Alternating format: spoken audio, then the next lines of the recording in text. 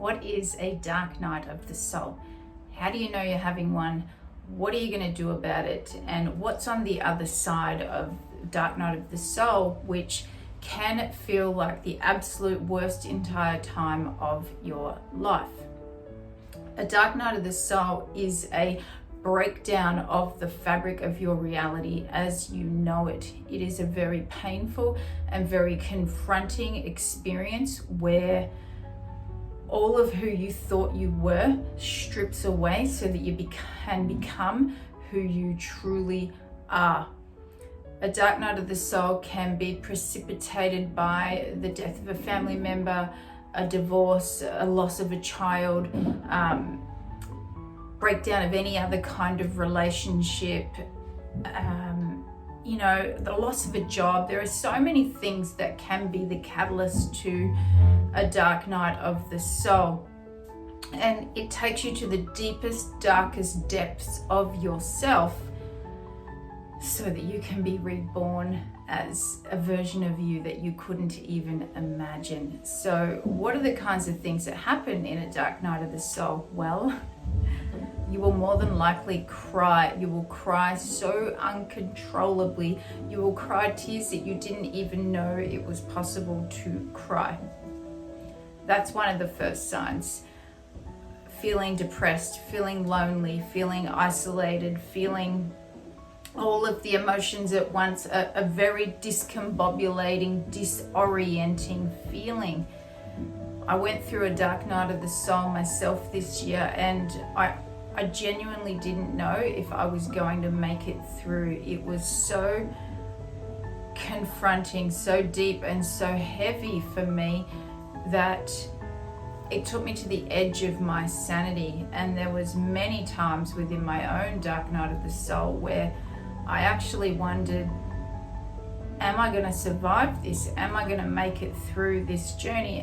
And I'm living testament that yes, you will survive this dark night of the soul. You will get through the other side, and you will become a version of yourself that you didn't actually know was possible.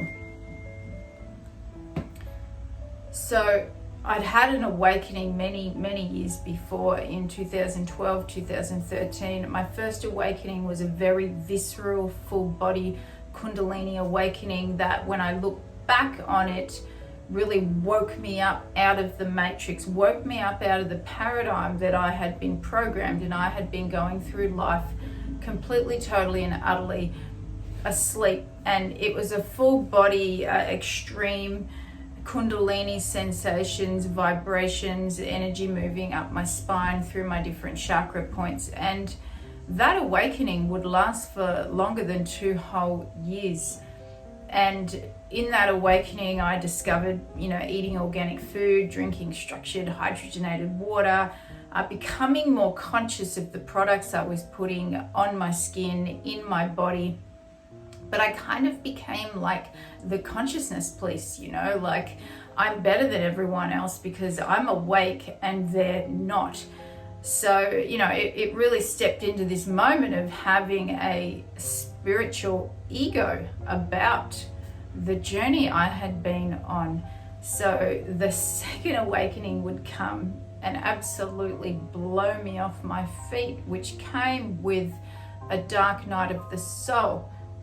A dark night of the soul did not happen during my first awakening, and I've come to discover or uncover for myself, and I know that this is more than likely true for you if you're watching this video, is that my second awakening was more of the soul.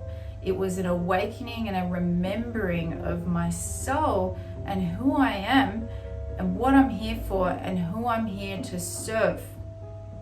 So my dark night of the soul began in March of 2024, and I would cry for 9 whole weeks as all that was no longer serving me came to the forefront. So the catalyst for my dark night of the soul was the death of my mother and the end of a deep friendship I had at the time.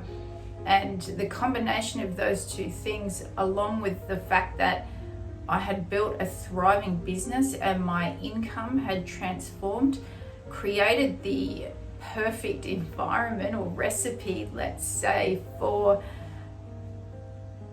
me to unravel and for my ego to dismantle. So I went on this journey, this spiral downwards for 9 weeks, and I cried and cried and cried. And during that time, I did have suicidal ideation. And somewhere in the depth of that journey, I had the awareness and the foresight to say, hang on a minute, do I want to die, or does a part of me want to die? And I realized that it was only a part of me that wanted to die. And that's when the light bulb moment went off that, oh my goodness, I'm having a dark night of the soul and I'm having an ego death. So the version of me I had been for 46 years was going to die. And my ego, my identity was gripping on for dear life. I did not want to let go of that version of me. It was very painful and very confronting. And I had all of these body aches and body symptoms because I was gripping on and I was resisting so tight.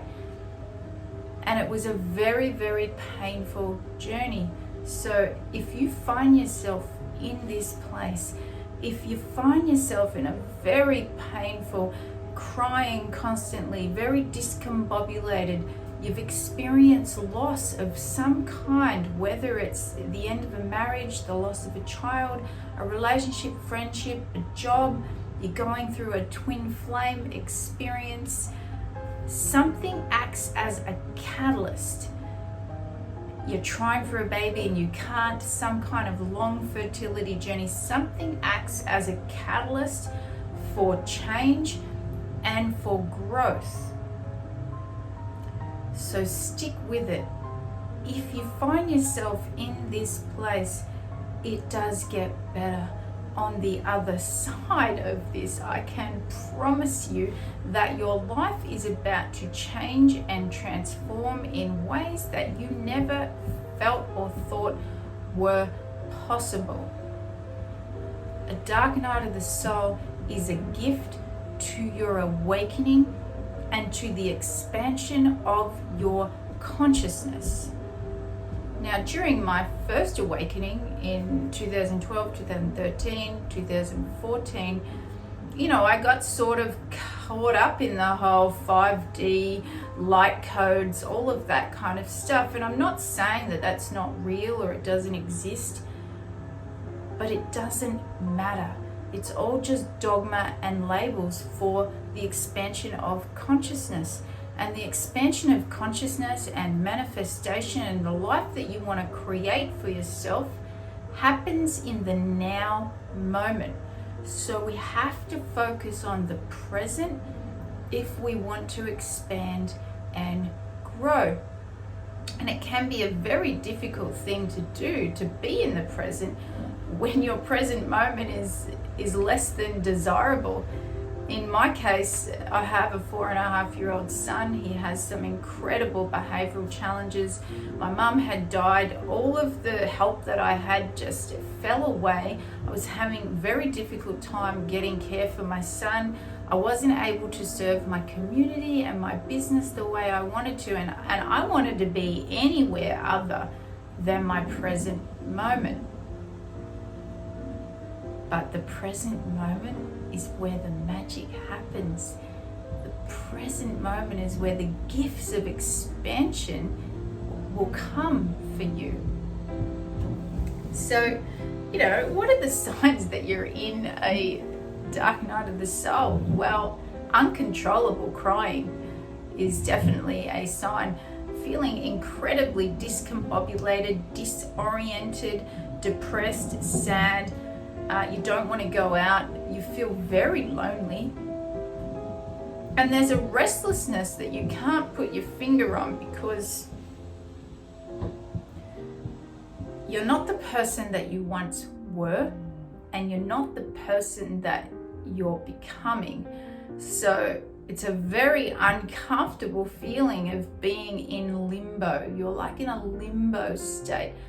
But I can promise you that when you get out the other side of the dark night of the soul and you experience the essence of your soul, and you have moments of satori where